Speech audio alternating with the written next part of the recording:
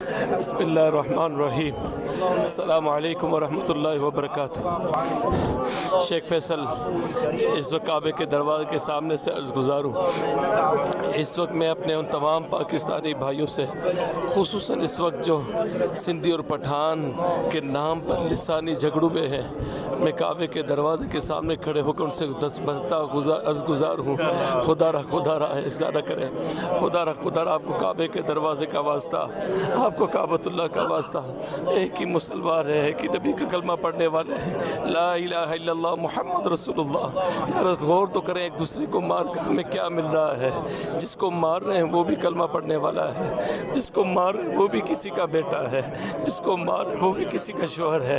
کیوں ہم لوگوں کے گھر برباد کر رہے ہیں؟ آپ کو کعبۃ اللہ کے دروازے کا واسطہ، اس طواف میں دیکھیں آپ، یا سندھی بھی ہیں، یا پٹھان بھی ہیں، یا عرب بھی ہیں، یا انگریز بھی ہیں، ہر زبان بولنے والے موجود ہیں۔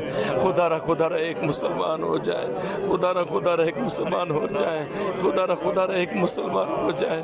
میرے آقا علیہ الصلوۃ والسلام کی امت ہے ہم، حضور صلی اللہ علیہ وسلم کی امت ہیں۔ اے خاصہ نے رسول وقت دعا ہے، امت پہ تیری آ کے جب وقت پڑا ہے، جو دین بڑی شان سے نکلا تھا وطن سے پردیس میں، وہ آج غریب الغربا ہے۔